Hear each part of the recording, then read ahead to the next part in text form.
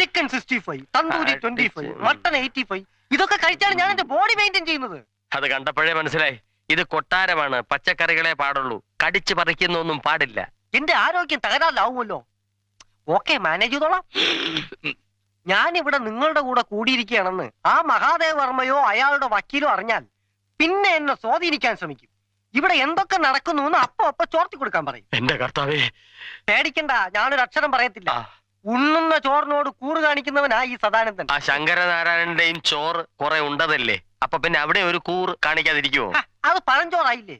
ആ, പഴയതിനെ പറ്റി പറഞ്ഞപ്പോഴാ ഓർത്തത്. അപ്പുറത്ത് പഴയ കാര്യസ്ഥന് മോളുമാ താമസിക്കുന്നതല്ലേ? എന്താ ചുമ്മാ? എന്ത് ചുമ്മാ? വെറും ചുമ്മാ. നിങ്ങൾ ഇങ്ങനെ വായി നോക്കിയിരുന്ന എനിക്ക് ശരിക്കും ഉണ്ണാൻ പറ്റത്തില്ല. ഒന്ന് അങ്ങോട്ടേക്ക് മാറിയിരുന്നേ. മതി ഷേക്കറ്റ്. ഒത്തൊരുമ. ഞങ്ങള് തമ്മിൽ ഭയങ്കര സ്നേഹ. സാറ് തിന്നട്ടെ.